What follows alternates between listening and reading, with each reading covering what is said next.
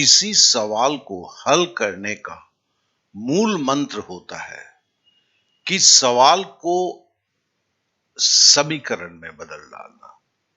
बस वही एक बिंदु है जिस बिंदु से इस दुनिया के सारे सवाल हल होते हैं।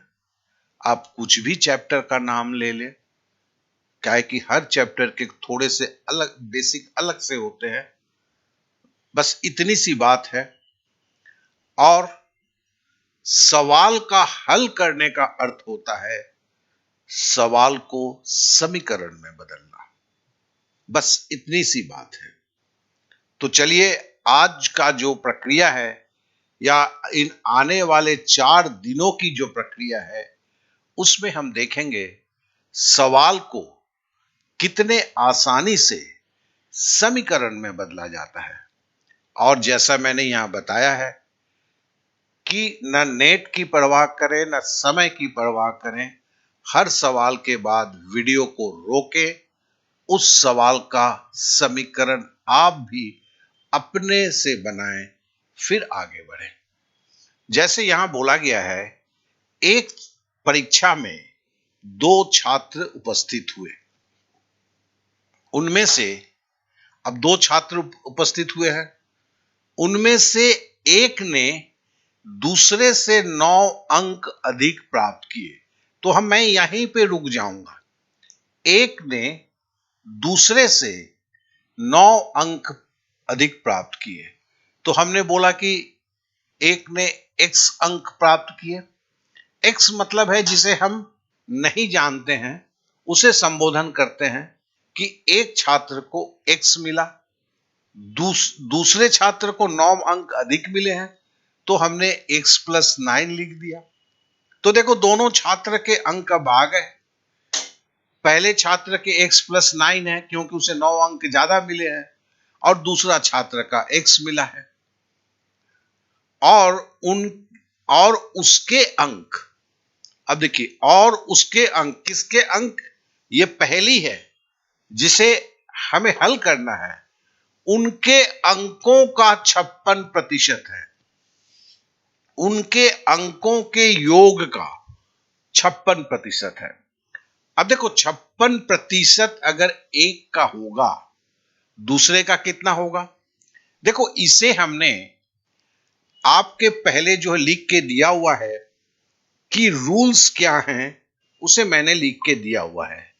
उस रूल्स में देखेंगे कि प्रतिशत का कुल जो माना जाता है वो 100 माना जाता है। तो इसका मतलब अगर एक को 56 मिला होगा तो दूसरे को क्या है, 100 में से 56 घटाएंगे तो 44 मिला होगा। तो सीधी बात है, इसको जो है 44 मिला होगा, इसको 46 मिला होगा। इसको 44% मिला है, क्यों? ये x है और ये x + 9 है, मतलब इसे 56% मिला है। यही है ना? देखो, यहां से हमें ये चीजें पता चल गया। फिर से दोहरा देता हूं। 2 छात्र थे, x और x + 9। उनमें से एक ने दूसरे से 9 अंक अधिक प्राप्त किए, तो मैंने पकड़ा कि एक छात्र को x मिला और दूसरे जन को x + 9 प्राप्त किया। अब बोला कि उसके अंक, जिसका अंक उनके अंकों का योग का 56% है। अब देखो, एक को तो अगर एक को 56% मिला है, दूसरे को कितना मिला होगा? 44%। तो 56% वाला क्या है? x + 9 है। ठीक है ना? तो हम इसको अब समीकरण में सजाते हैं। हम क्या लिखते हैं? x + 9 बराबर, x + 9 क्या है? तो x + 9 जो है दोनों अंकों का योग, उनके अंकों का योग। तो एक को x मिला है, दूसरे को x + 9 मिला है, उसको मैंने जोड़ दिया, का 56%। का मतलब गुना 56% को हमने देखिए बेसिक में जो लिख के दिया है, प्रतिशत को भिन्न में कैसे चेंज करते हैं। 56% बराबर 56/100। ठीक है ना। देखो आपका समीकरण सज गया। अब इसमें से आप देखेंगे कि पहले दिन में जो प्री सेशन के क्लास है उसमें हमने समीकरण को हल करना दिखाया है और आप सीख चुके होंगे। अगर नहीं सीखे हैं तो इस समीकरण को मैं तो यही समीकरण तक आके छोड़ दूंगा। समीकरण का हल आपको निकालना है। अगर आपने पहले दिन ऐसे ही चले आए हैं तो फिर मैं आपसे निवेदन करूंगा कि आप लौट जाएं, समीकरण को हल करना सीखें। यहां सवाल के 2 पार्ट होते हैं। सवाल से समीकरण में बदलना, जो मैं अभी बता रहा हूं और करीब करीब 150 सवालों को बताऊंगा, और दूसरा है समीकरण को हल करना, जो मैं कभी नहीं करूंगा, जो आपको करना है, क्योंकि बहुत ही सिंपल चीज है। ये एक सरलीकरण की तरह है और इसे आपको करना है। तो हमने क्या सीखा? इस सवाल को देखें। एक बल्लेबाज ने 110 रन बनाए, जिसमें 3 चौके और 8 छक्के शामिल हैं। उसने विकेटों के बीच दौड़कर कुल स्कोर का कितना प्रतिशत बनाया? देखिए, फिर वही बोलता हूं, सवाल से समीकरण में कैसे हम चेंज करेंगे खुद को। Question to equation. हम मान लेते हैं उसने विकेटों के बीच दौड़कर x रन बनाए होंगे। ठीक है ना। अब x को प्रतिशत में बदलना है, तो विकेटों के बीच दौड़कर बनाया गया रन। अब देखो 110 रन में 3 चौके भी हैं, 8 छक्के भी हैं, तो इसको तो 3 चौके से अगर बोलेंगे, नॉर्मल जो भी क्रिकेट खेलते हैं वो जानते हैं कि 110 रन में से 3 चौके मतलब 4 तिया 12, 8 छक्के मतलब 48, तो इसको जोड़कर 110 से आपको माइनस कर देना है, तो वही रन होगा जो विकेटों के बीच दौड़कर बनाया गया रन है। और हमें क्या निकालना है? प्रतिशत निकालना है। कौन सी प्रतिशत निकालना है? विकेटों के बीच दौड़कर इसकी प्रतिशत निकालना है। किसके एवज में? कुल स्कोर के। तो देखेंगे कि मैंने आपके जो बेसिक रूल जो लिखा हुआ है आपने जरूर गौर फरमाया होगा। उसमें हमने 3 नियम दिए हैं, जिस 3 नियमों के अंदर में यह नियम भी दिया हुआ है किसी का प्रतिशत कैसे निकालते हैं। तो देखो, इसका जैसे विकेटों के बीच दौड़कर बनाया गया रन बटे कुल रन कितना बनाया, कुल रन। तो देखो एक भिन्न बना, और हम प्रतिशत में क्या बोलते हैं? किसी भिन्न को अगर 100 से गुणा कर देते हैं तो वो प्रतिशत में चेंज हो जाता है। बस यही समीकरण है। अब इसमें आपको 110 से इसको माइनस कीजिए, कुल रन कितना था? 110 है, गुना 100, आपका प्रतिशत निकल गया। तो देखो, सवाल को पढ़कर समझ में नहीं आता है कि करना क्या है। यह तभी होता है जब आप सवाल से समीकरण को बनाना नहीं जानते हैं। आप कितनी भी पढ़ लें, कितनी भी कोशिश कर लें, सफलता कम मिलेगा। तो इसके नजरिए को चेंज करना होगा। फिर से बोलूंगा, आगे मत बढ़ जाइएगा, इसे अब खुद कॉपी पे करें, तो ही आपके ये ब्लड के अंदर में जाएगा। अब चलिए अगले सवाल पे चलते हैं। बोलता है, एक फल विक्रेता के पास कुछ सेब थे। सेब मतलब एप्पल्स थे। वो 40% सेब बेच देता है। हमने आपको, फिर से बोलता हूं, नियम में बताया गया। देखो नियम कितने कम नियम थे यार। प्रतिशत कितना होता है? 100 होता है। तो 40% से बस बेच दिया तो 60% अभी भी नहीं बिका है। 100 से 40 माइनस कर देंगे तो 60% सेब नहीं बेचा है, और अभी भी उसके पास 420 सेब हैं। ठीक है ना?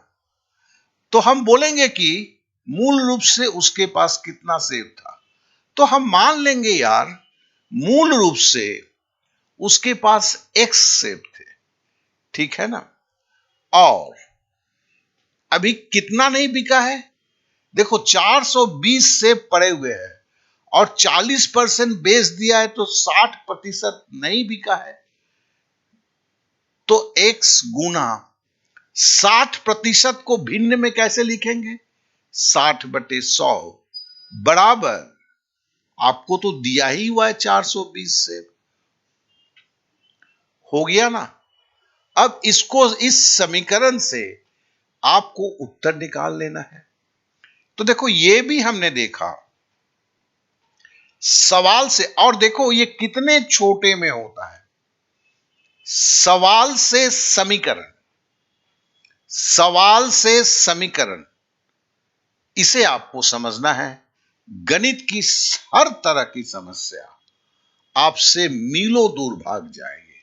फिर से दोहराता हूं, आगे नहीं बढ़ेंगे, यहीं रुकेंगे, कॉपी पे करेंगे, फिर बढ़ेंगे, अगर सही में आप अपने प्रॉब्लम से सदा के लिए मुक्ति पा चाहते हैं। चलिए अब अगले सवाल पे आते हैं। दो उम्मीदवारों के बीच एक चुनाव में एक को कुल वैध मतों का 55% मिला। ठीक है?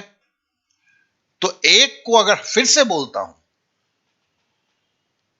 प्रतिशत में कितना होता है? 100 होता है, 100%। जिसमें अगर किसी को 55% मिलता है, दूसरे को कितना मिलेगा? 100 से 55 घटा देंगे, 55%, ये 45%। तो मतलब एक को 55% मिला है, दूसरे को 45% मिला है। लेकिन यहां कुछ और भी बोला है, 20% मत अवैध थे। तो अगर 20% मत अवैध थे, ठीक है ना, तो कितने प्रतिशत वोट वैध थे?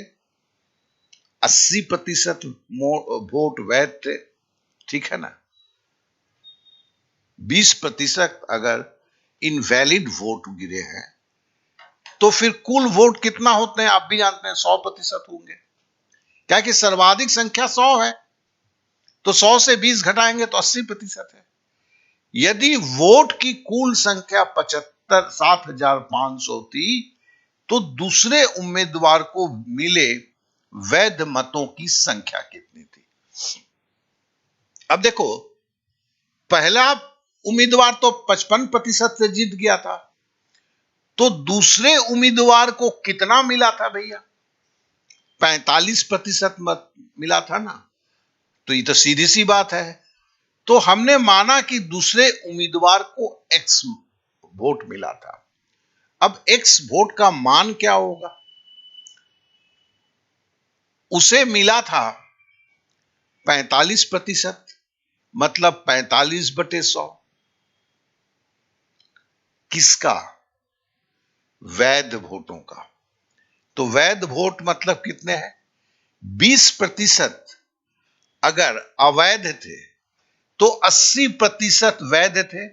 देखो 45% किसका? वैध वोट का। देखो कैसे समीकरण बन रहा है। और ये वैध वोट 80% किसके थे? 7,500 के थे, गुना 7,500। हो गया समीकरण। अब खाली मान निकाल लीजिए, सवाल हो गया। फिर से मैं दोहराता हूं कि सवाल से समीकरण बनना, दुनिया कुछ भी बोले, इस 65 साल के बुड्ढे की बात सुन लो।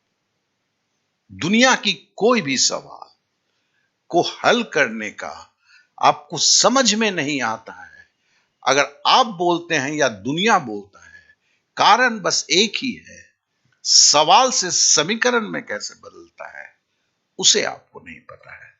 और इस 4 दिन की कोशिश में आपकी सालों की कोशिश को आप ले लेंगे। इसलिए आगे ना बढ़िए, यहीं रुकिए। इस सवाल को खुद से, जैसे मैंने आपको समझाया है, आप पकड़ लें कि आपके सामने कोई बैठा हुआ है, आप जोर से बोलें, उसे समझाएं, और समझाते हुए जैसे मैंने लिखा है वैसे ही आप कागज पर लिखें।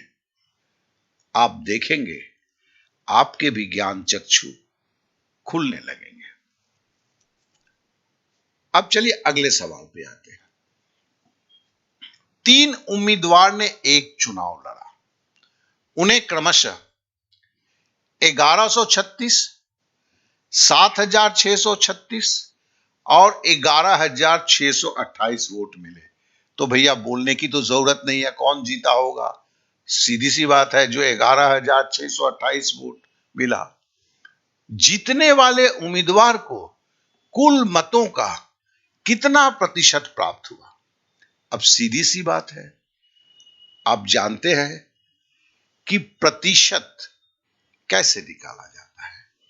ये तो उन 4 नियमों के इसमें दिया हुआ है।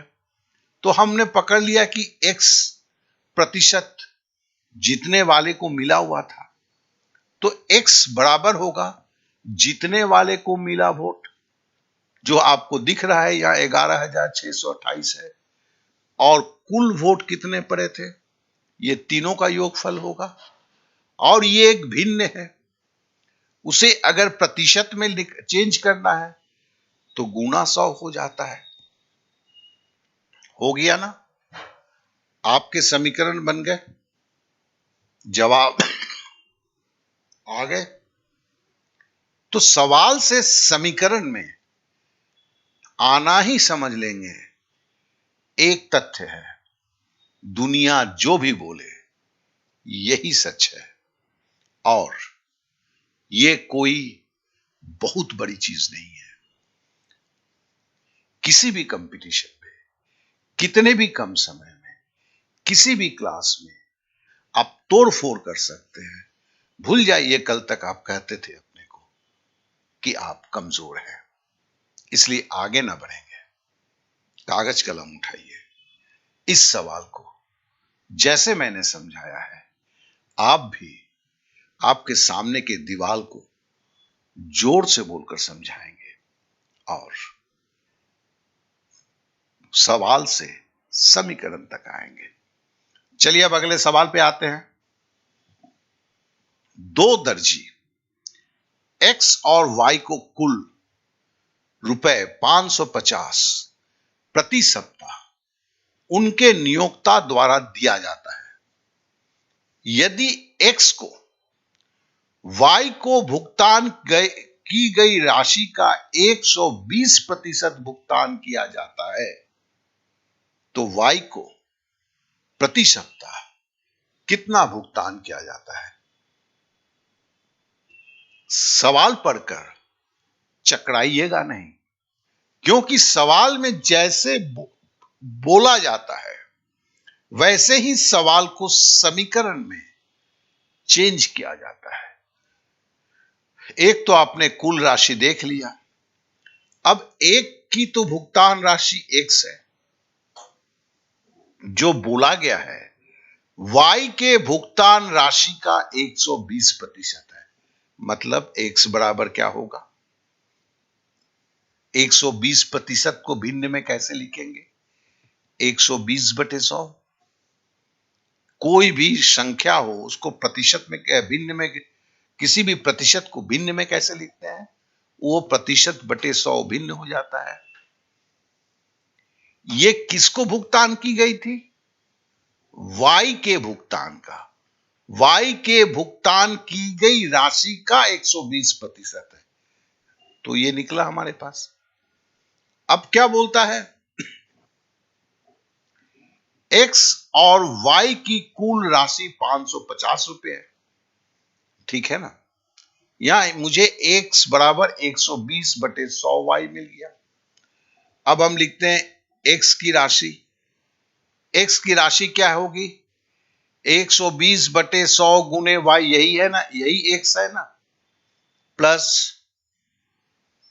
y बराबर 550। हो गया इक्वेशन। इससे हमें y निकालना है और y का मान निकल जाएगा। तो वही तो पूछा है, y को प्रति सप्ताह कितना भुगतान किया जाता है। फिर से बोलता हूं, सवाल से समीकरण में बदल देना। अभी आपको अगर इस सवाल को देख के आप आगे बढ़ जाएंगे तो नहीं सीख पाएंगे। कल तक जो किया था प्लीज अब ना करें। स्किप करके देखना तो मतलब दुनिया का सबसे बड़ा गुनाह है, दुनिया का सबसे बड़ा गुनाह। क्योंकि अब मजे की बात, एक मैंने स्टैटिस्टिक्स में पढ़ रहा था, जब पिक्चर होता है तो लोग स्किप नहीं करते हैं, गाना या कुछ अनइंपॉर्टेंट जगह को स्किप करते हैं, नहीं तो पूरा देखते हैं। लेकिन अगर 30 मिनट की गणित है उसे 2 मिनट में देखते हैं, 3 मिनट में देखते हैं। मेरा नहीं, पूरे हिंदुस्तान के का ये मैक्सिमम छात्र देखते हैं। बस यही कारण है आप जहां पर हैं वहीं पर हैं। तो अब से ना करें इसे। अब फिर यहां ही रुक जाए, फिर दीवार की तरफ देखें। जैसे मैंने बोला है जिस क्रमबद्धता के साथ, आप देखेंगे आप नहीं बोल पा रहे हैं, आपको फिर से वीडियो देखना होगा, इसी पार्ट को देखना होगा, 2 बार कोशिश करेंगे, आ जाएगा। और दिल में भी एक चीज आ जाएगा कि हां ये आप कर सकते हैं। बस यहीं से आपकी तैयारी शुरू होती है। चलिए अब अगले सवाल पे चलते हैं। एक विद्यार्थी ने किसी संख्या को 3/5 के स्थान पर 5/3 से गुणा किया। गणना में प्रतिशत त्रुटि क्या है? अब देखो, संख्या पकड़ लो, x है, बोला गया था x को 3/5 से गुणा करो। बच्चे ने क्या किया? x को 5/3 से गुणा कर दिया। ठीक है ना। तो त्रुटि क्या हुआ भैया? त्रुटि हुआ, पहले त्रुटि देखते, इसलिए त्रुटि क्या हुआ, कितना ज्यादा हुआ? x गुने 5/3 माइनस x गुने 3/5। ये करना था, ये कर दिया, तो इससे इसको घटा दिया, इतना ही तो ज्यादा हुआ। ज्यादा हुआ, कितने से ज्यादा हुआ? इतने से ज्यादा हुआ। मतलब ज्यादा है तो कहां से ज्यादा है? तो यहां से ज्यादा है। और ये क्या है? भिन्न है। और भिन्न को अगर प्रतिशत में बदलना है तो क्या करना है? 100 से गुना करना है। अब देखो, इसमें बेसिक आ गए। बेसिक मतलब कैलकुलेशन। दुनिया में लोग बोलते हैं मेरी बेसिक कमी है, लेकिन पता ही नहीं है उनको बेसिक होता क्या है। मेरे शब्दों को दूसरे तरह से नहीं लो, क्योंकि बुजुर्ग हूं मैंने शिक्षकों की टोली मेरे हाथ से निकली है। 45 सालों में, समझ सकते हैं, बहुत सारे छात्र शिक्षक हैं। और मैं आज भी बोलता हूं, मेरे अच्छे छात्र या कुछ छात्र कमर्शियल लैंग्वेज बोलते हैं। बेसिक आपका खराब है। बेसिक मतलब केवल कैलकुलेशन होता है और किसी चैप्टर की मूल बातें होती है, इसके अलावा बेसिक कुछ नहीं है।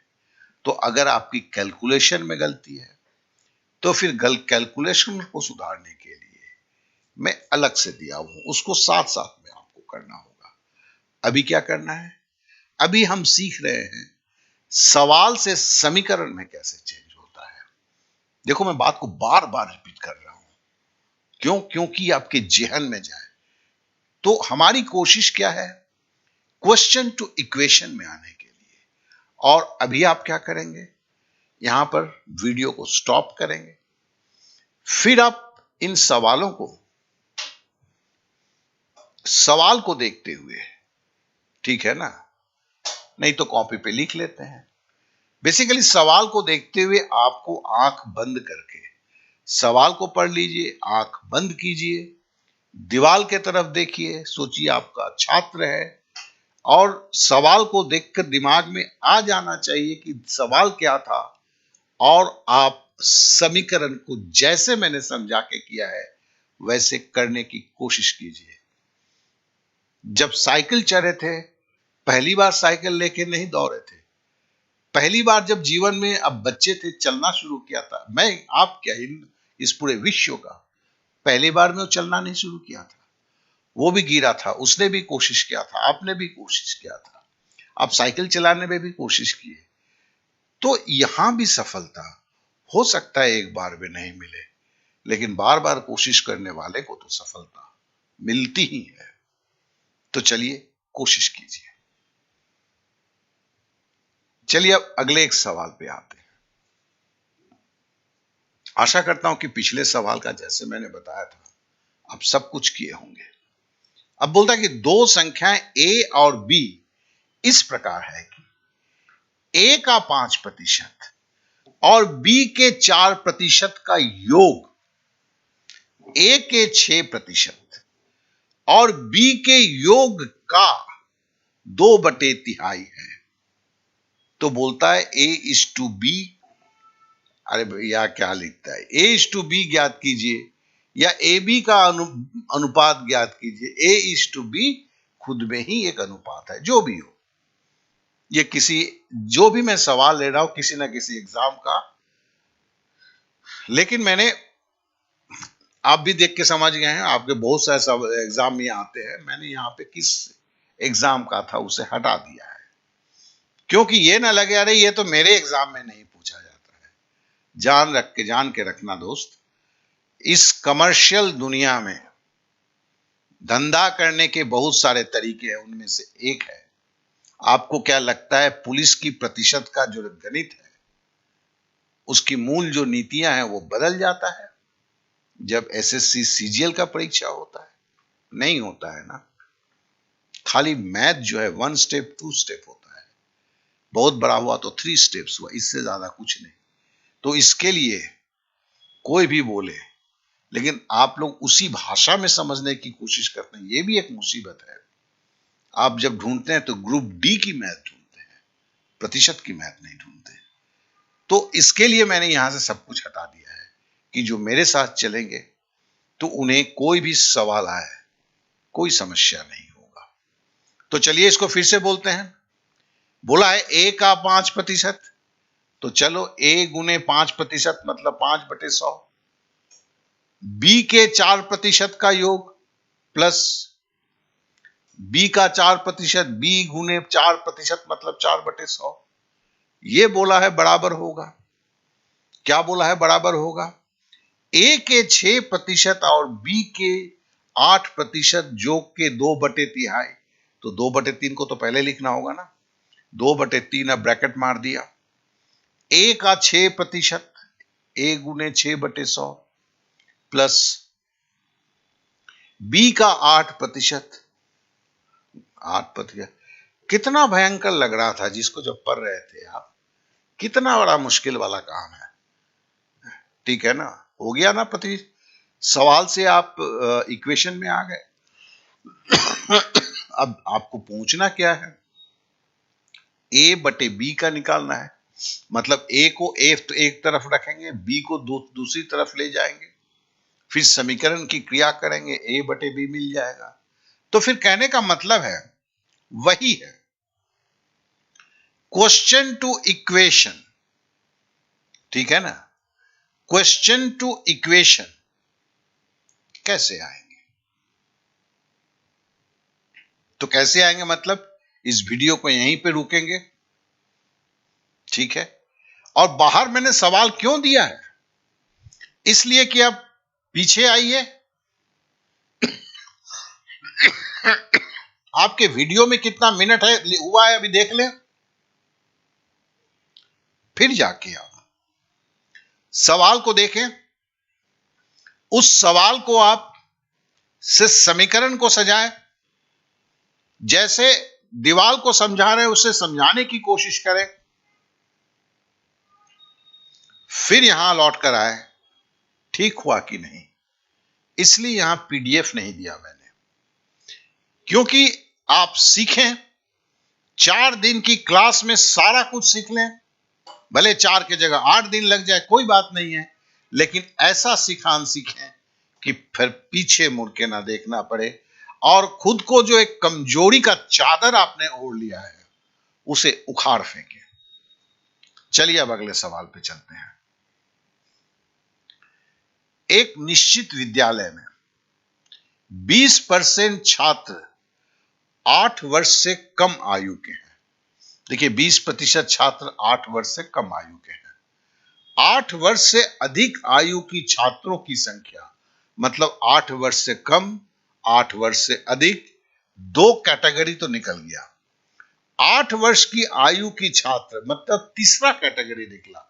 जब पढ़ते हैं तो पढ़ने में तोड़कर पढ़ा जाता है, तो इसमें क्या हुआ, 20% छात्र 8 वर्ष से कम, 8 वर्ष से अधिक, 8 वर्ष की आयु। 3 कैटेगरी है कि छात्रों की संख्या का 2/3 है एवं 8 वर्ष की छात्रों की संख्या 48 है।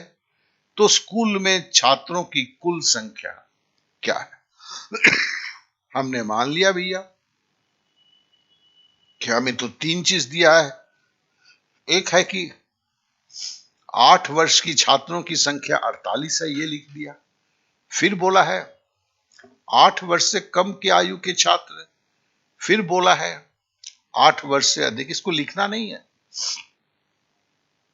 चूंकि सवाल अब थोड़ा सा बड़ा हुआ है तो ये आपके नजर के सामने रहे, इसके लिए मैंने इसे लिखा। अब देखो 20% छात्र 8 वर्ष के कम आयु के हैं, तो ये तबके की तो बात हो गई। तो 2 तबका और बचा, ये 48 और 8 वर्ष से अधिक। ये कौन ये 2 तबके को क्या बोलोगे? 8 वर्ष से ज्यादा, 8 वर्ष के कम से ज्यादा है। मतलब अगर 20% 8 वर्ष के कम आयु के हैं तो बचे कौन? 80%, क्योंकि संपूर्ण प्रतिशत क्या होता है? 100 होता है। 100 से 20 घटा दिया 80। ये 80% जो छात्र हैं वो 8 वर्ष के आयु के हैं या 8 वर्ष से अधिक आयु के हैं, यही बोला है ना। तो यहां पर हमें समीकरण की क्लू दिखती है।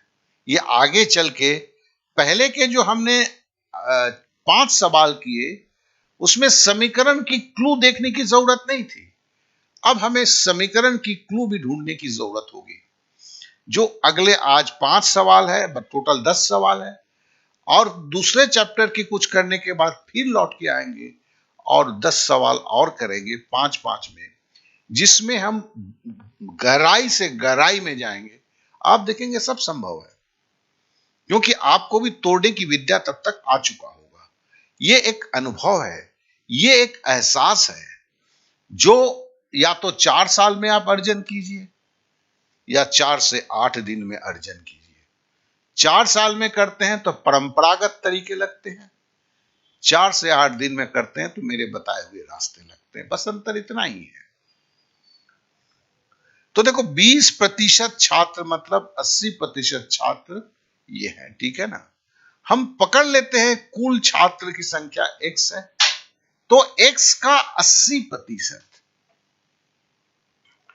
तो x का 80% मतलब 80/100 गुना x। ये जो है ये बराबर क्या है? 8 वर्ष के छात्र जो 48, ये 8 वर्ष के छात्र जो 48 हैं, ये 48 लिख दिया। और दूसरा क्या बोला है? 8 वर्ष से अधिक की आयु कौन है? वो 8 वर्ष के आयु का 2/3 है। 8 वर्ष की आयु में कौन है? 48 जन है, तो प्लस 48 का 2/3 हुआ ना। आपके तो समीकरण सज गए, लेकिन इस समीकरण को बनाने के लिए आपको थोड़ा सा, बहुत ही हल्का सा कुछ एनालिसिस करना पड़ा। और वो देखिए क्रमबद्ध तरीके से होता है, समझो करके नहीं होता है। समझना क्या है इसमें, 20% छात्र के 8 वर्ष से कम आयु का है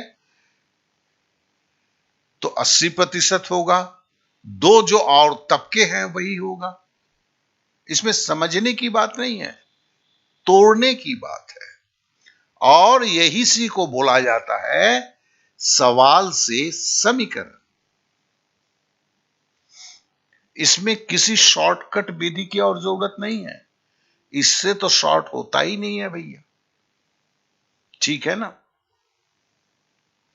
देखो कमर्शियल दुनिया में मैंने भी बहुत कुछ बोला, बहुत कुछ कोर्स बेचा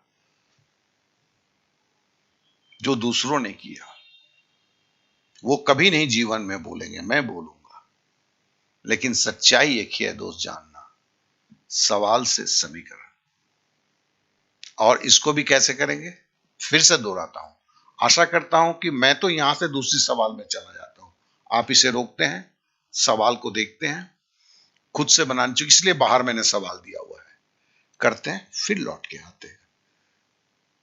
मेरे बताए हुए विधि से करेंगे तो 4 दिन, ये 4 दिन आपको वक्त लगेगा तो हो सकता है 16 दिन लगे, लेकिन जो 4 साल में सीखेंगे वो उतने दिन में हो जाएगा, ठीक है ना। चलिए फिर अगले सवाल, मतलब मैं तो जा रहा हूं, आप रुकेंगे, पीछे करके फिर आएंगे। 1 से 70 तक की संख्या का कितना प्रतिशत इकाई के अंक में 1 या 9 है। देखो 1 से 70 की संख्या का कितना प्रतिशत, इकाई का अंक मतलब क्या होता है, इकाई का अंक मतलब या तो एक अंक या दो संख्या का अंक है, क्योंकि दो ही संख्या है, उसकी ये 0 जहां पर है यही इकाई का स्थान है यहां पर, तो बोल रहा है यहां पर 1 या 9 होना चाहिए। तो देखो 1 और 9 1 से 70 के बीच में आएगा, फिर तुम्हारा 11 आएगा, देखो 1 आया, 70 के बीच में 9 आया। अब दो संख्या में क्या होगा, या तो 1 होगा तो इसलिए 11 होगा, या तो 9 होगा या इसलिए 19 होगा। अब 20 के घर में, 20 से 30 के घर में क्या होगा, एक 21 हो सकता है, 29 हो सकता है। अब 30 के घर में क्या होगा, 31 होगा, 39 होगा। 40 के घर में दो ही संख्या हो सकता है, 41 और 49, समझ रहे हो ना, इस तरह करके। अब पूछा क्या है,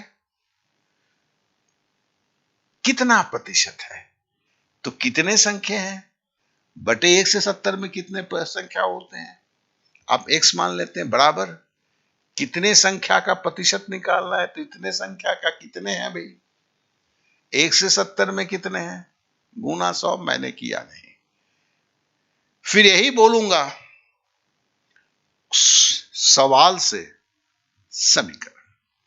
अब देखिए यहां पर होने के बाद अब आपको एक टेस्ट देना है, आज एक टेस्ट देना है, फिर कल भी टेस्ट होगा।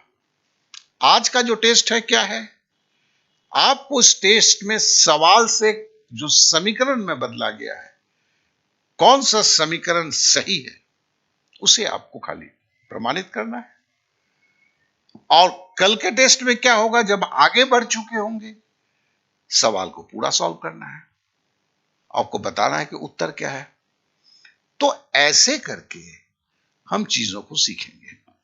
आशा करता हूं कि चीजें क्लियर है, और जिस विधि को मैंने बोला है आप सही में उसका पालन करेंगे। Okay then, bye.